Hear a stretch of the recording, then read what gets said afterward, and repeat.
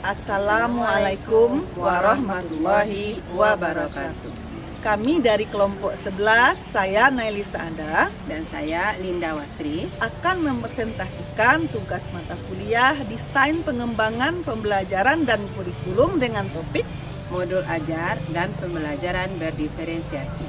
Selamat menyaksikan. Assalamualaikum warahmatullahi wabarakatuh. Modul ajar adalah salah satu bentuk perangkat ajar yang digunakan untuk melaksanakan pembelajaran dalam upaya mencapai tujuan dari profil belajar Pancasila dan capaian pembelajaran. Dengan adanya modul ajar diharapkan siswa dapat mencapai dan menyelesaikan bahan belajarnya secara individual.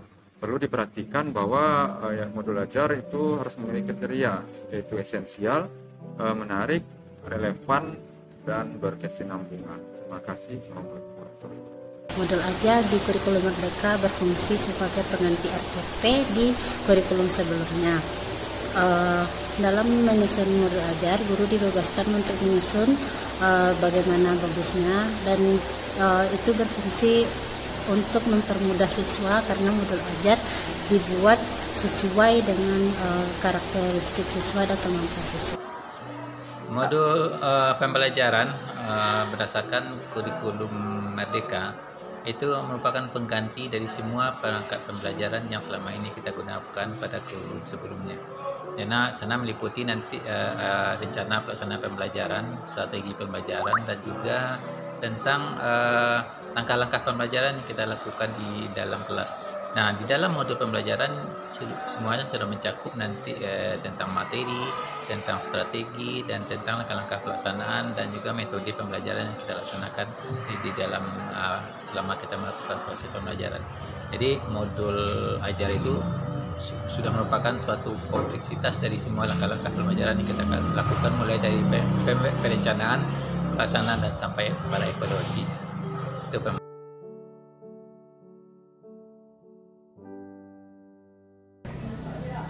Demikianlah beberapa pendapat tentang modul ajar. Sekarang kita akan membahas 5 poin tentang modul ajar. Yang pertama, konsep dasar modul ajar. Yang kedua, komponen modul ajar. Yang ketiga, prinsip penyusunan modul ajar. Yang keempat, kriteria modul ajar. Terakhir, langkah-langkah penyusunan modul ajar. Konsep dasar modul ajar.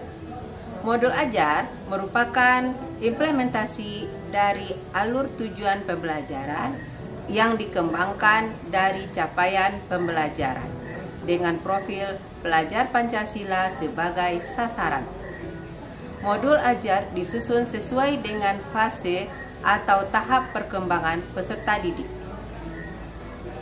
Mempertimbangkan apa yang akan dipelajari dengan tujuan pembelajaran dan berbasis perkembangan jangka panjang. Ada 3 komponen modul ajar. Yang pertama, informasi umum. Dalam informasi umum terdapat yang pertama, identitas sekolah, yang kedua, kompetensi awal, yang ketiga, profil pelajar Pancasila, yang keempat, sarana dan prasarana, yang kelima, target peserta didik, dan yang terakhir, model pembelajaran. Komponen yang kedua adalah komponen inti. Di dalam komponen inti terdapat yang pertama, tujuan pembelajaran, yang kedua, pemahaman bermakna, yang ketiga, pertanyaan pemantik, yang keempat, kegiatan pembelajaran, yang kelima, asesmen, dan yang keenam, remedial dan pengayaan. Yang ketiga, komponen modul ajar yang ketiga adalah lampiran.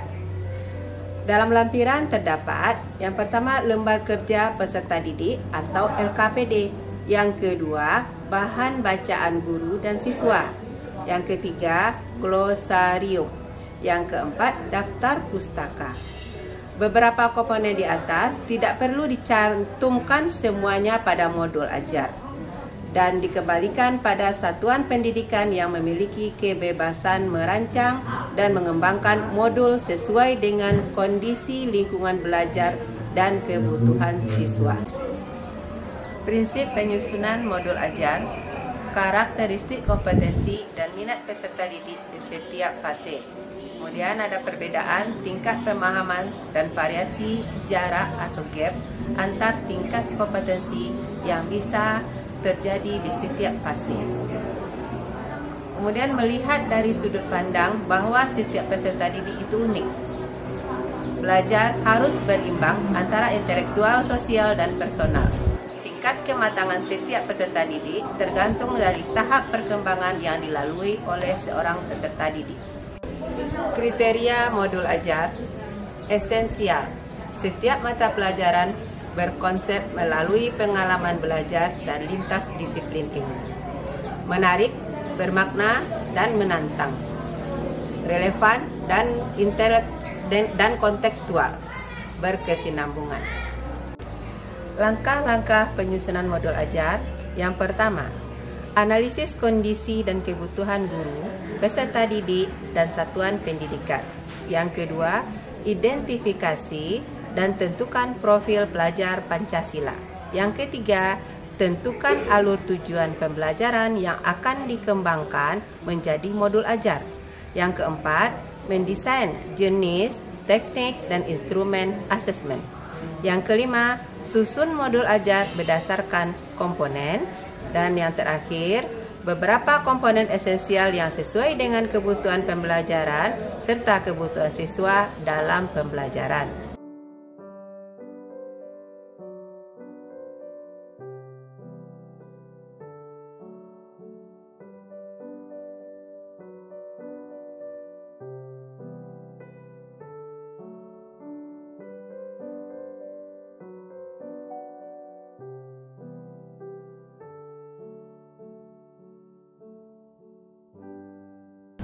Sekarang kita masuk kepada pembelajaran berdiferensiasi.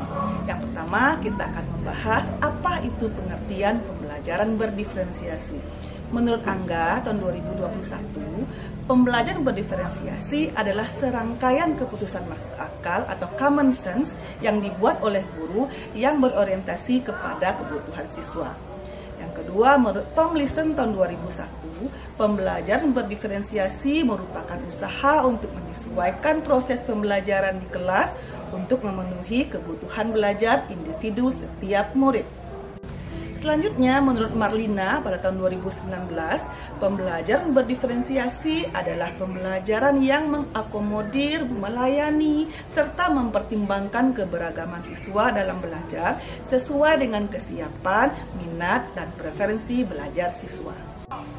Adapun ciri-ciri pembelajaran berdiferensiasi adalah yang pertama bersifat proaktif, yang kedua menekankan kualitas daripada kuantitas, yang ketiga berakar pada asesmen, yang keempat menekankan berbagai pendekatan dalam konten, proses pembelajaran, produk yang dihasilkan, dan juga lingkungan belajar. Ciri-ciri pembelajaran berdiferensiasi selanjutnya berorientasi pada peserta didik, kemudian merupakan campuran dari pembelajaran individu dan klasikal, terakhir bersifat hidup. Prinsip pembelajaran berdiferensiasi.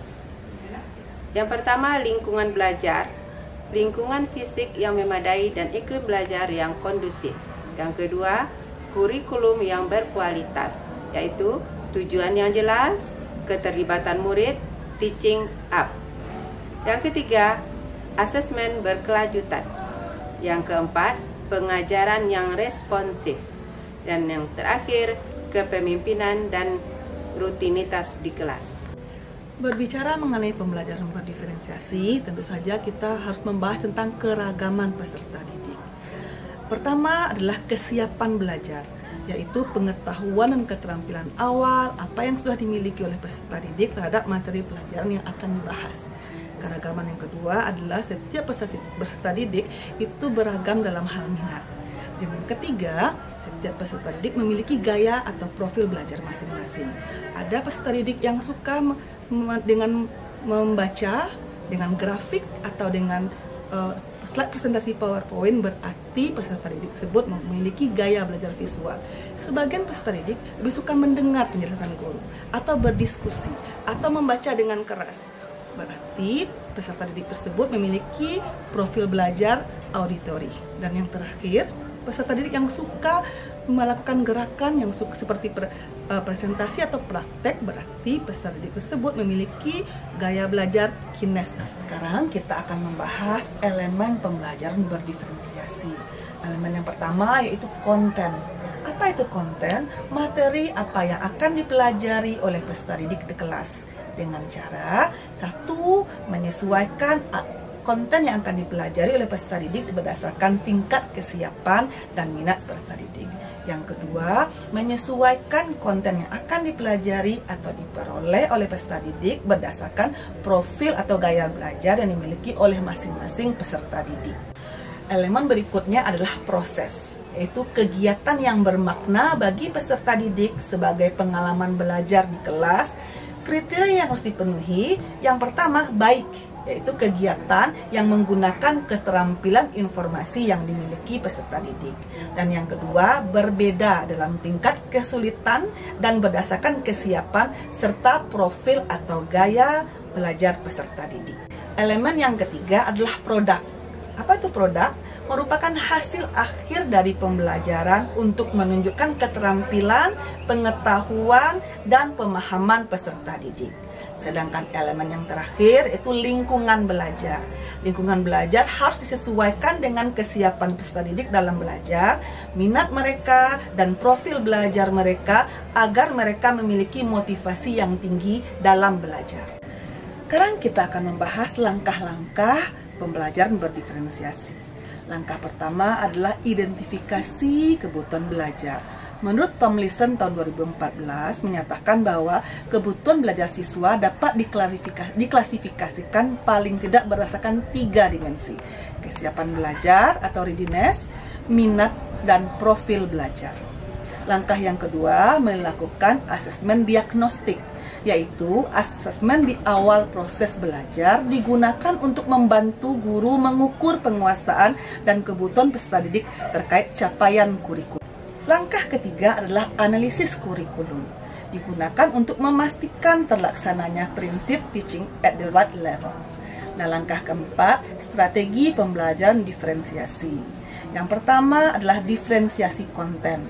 Menurut Taylor tahun 2015, diferensiasi konten berdasarkan sifatnya adalah satu, bahan ajar berbasis cetak, yang kedua, bahan ajar yang berbasis teknologi, yang ketiga, bahan ajar yang digunakan untuk praktek atau proyek, dan yang keempat, bahan ajar terkait interaksi manusia. Strategi pembelajaran berdiferensiasi yang kedua yaitu diferensiasi proses, merupakan aktivitas bermakna siswa di kelas. Juga harus dibedakan berdasarkan kesiapan, minat, dan profil atau gaya belajar. Aktivitas ini akan dikatakan efektif apabila berdasarkan pada tingkat pengetahuan, pemahaman, dan keterampilan murid. Strategi yang ketiga adalah diferensiasi produk. Strategi pembelajaran ini dilakukan dengan mempertimbangkan kebutuhan belajar siswa dan mempersiapkan penugasan produk yang tepat untuk membantu siswa mengembangkan pengetahuan dan keterampilannya. Langkah-langkah pembelajaran berdiferensiasi yang terakhir yaitu evaluasi pembelajaran berdiferensiasi meliputi 3P, yaitu penampilan, proses, dan progres. Penampilan adalah pencapaian peserta didik terhadap kriteria yang telah ditentukan. Sedangkan proses, kebiasaan peserta didik dalam mengerjakan tugas dan keterlibatan dalam pembelajaran selama mengikuti proses pembelajaran.